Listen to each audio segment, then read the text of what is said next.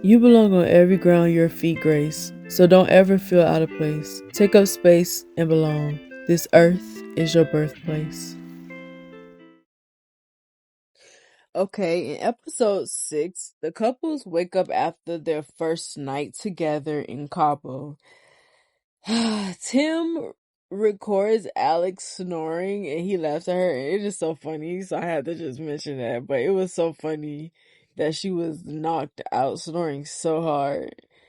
Garrett says he doesn't think he'd be able to get near Taylor in real life. So they're talking about like if they met in real life outside of this experiment, if they would actually be attracted to each other. And he says he don't feel like he would be good enough to get a woman like her or whatever in real life. Like she's out of his league. Quick question. How do y'all feel about y'all partner telling you that they feel like they're out of your league? Does it bother you or does it flatter you? I'm curious. Or whatever. Um, they talk about compromise and if love is enough because they both recognize that both of them are very aggressive when it comes to their careers and they have like these lifestyles that are like set in stone. So they worry about if love is enough to kind of mesh things together and to, be a couple. Ramses and Marissa has a great physical connection. You can see it. You can see that they have had sex and that they love each other fully for the insides and the physical part of it. But the physical part seems to be the driving force, which can be, it can be a little, it can be a problem. It can become a problem. Ashley says she wants to protect her and Tyler's relationship from everything and everyone, even her mom.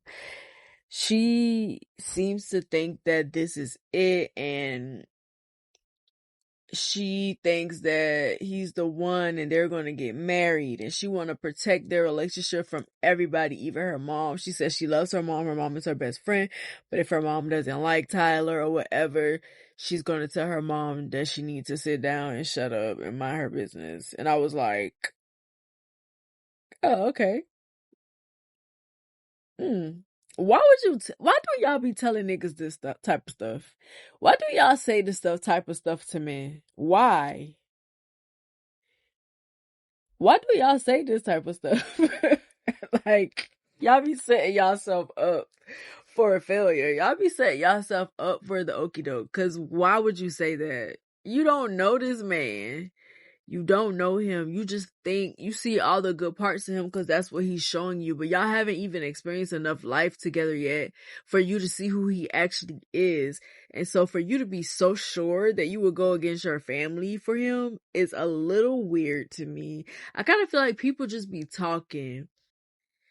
It sounds good to say certain things because it makes you look like a good person and it makes you seem like you really are feeling this person or whatever, but you really don't know them. So how can you say something like that? But if she thinks the world of this man, that's her. But because of all the stuff that came out about him on social media, it had already kind of like turned me off from watching the show, which is why I'm late with my reviews because it's like everything already kind of came out, so like it's pointless to watch the show.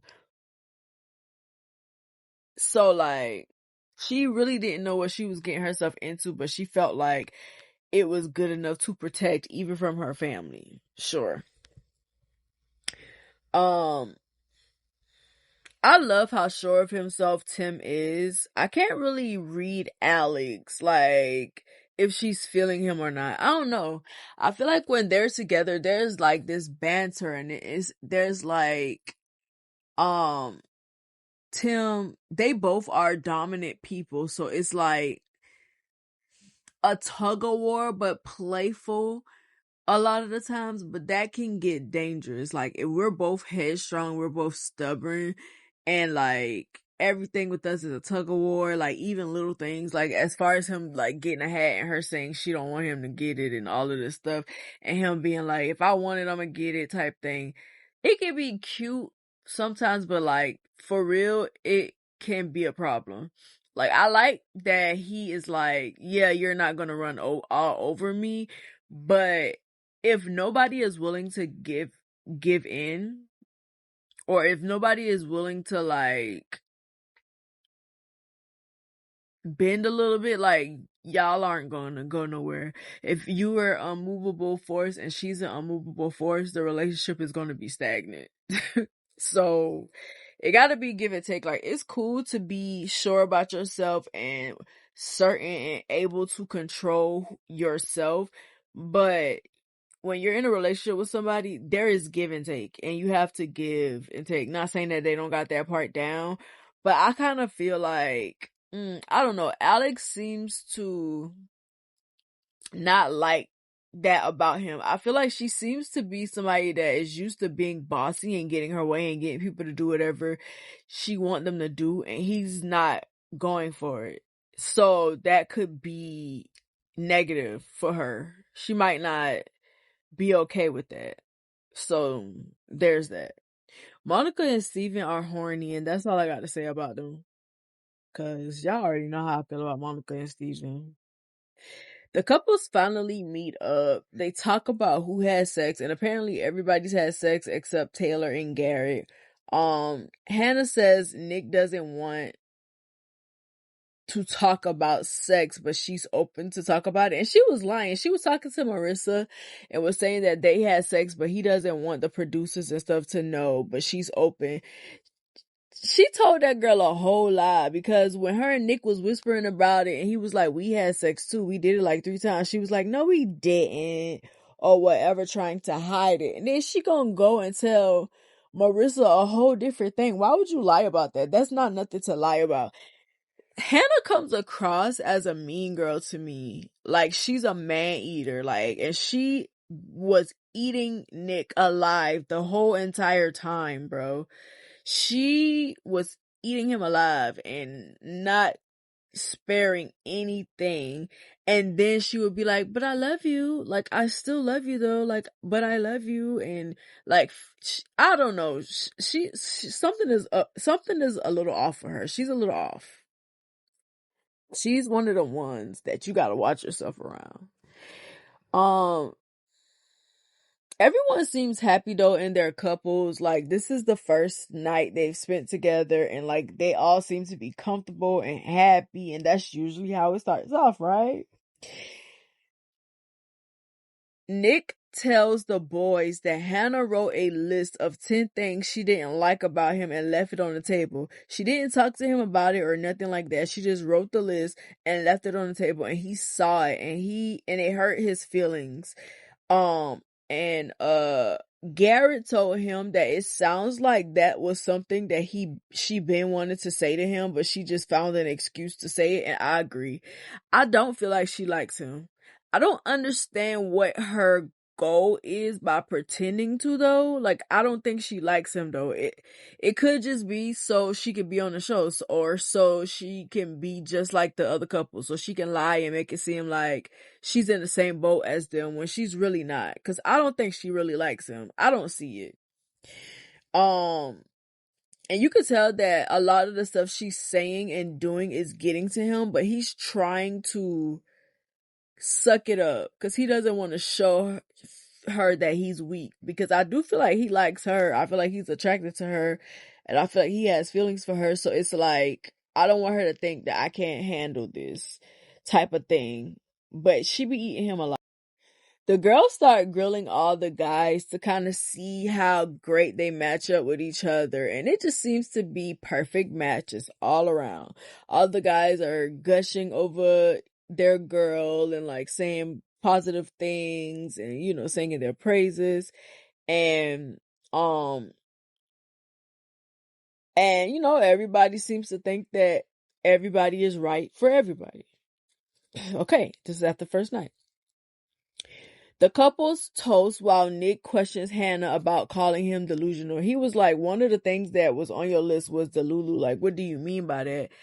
after she tells him all of these nice things, and I feel like it's in his head, like, you're telling me that you love me and that I am attractive and all of these things, but I found that list, the things that you said you were not sure about with me, so which one is it?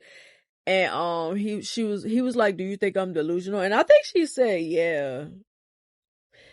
And they were in the middle of eating when they went back to their hotel, and they're talking about the list, and she's telling him basically that it was disrespectful for him to talk to that woman, engage with that woman, and when that woman told her that she was jealous, he shouldn't have laughed at it, he should have defended her or whatever. So it seems like she's like has a vendetta, like, you allowed somebody to make fun of me, so now I'm about to tear you down every chance I get. And it really gives Mean Girl, and it really gives evil. Like, she seems really evil on here.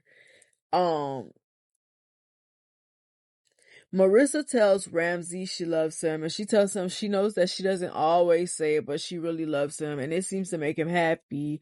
And they kiss, and they're all over each other because they're horny.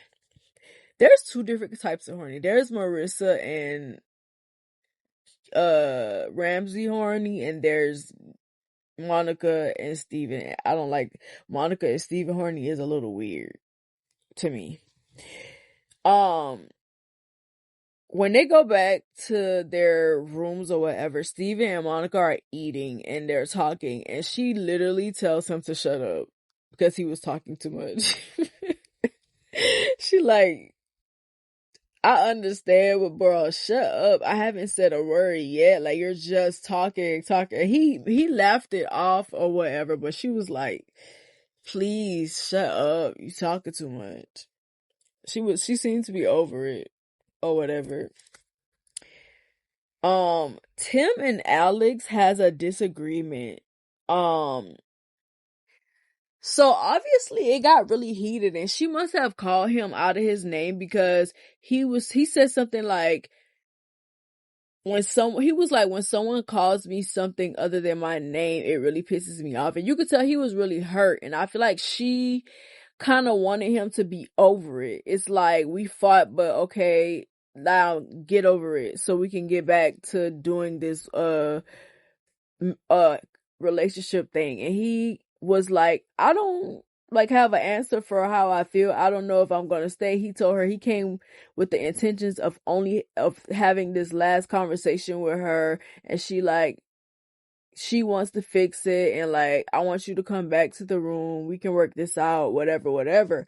But he seems to be really hurt, and she did tell him that she's sorry, but I feel like her apology should have been a lot better than I'm sorry.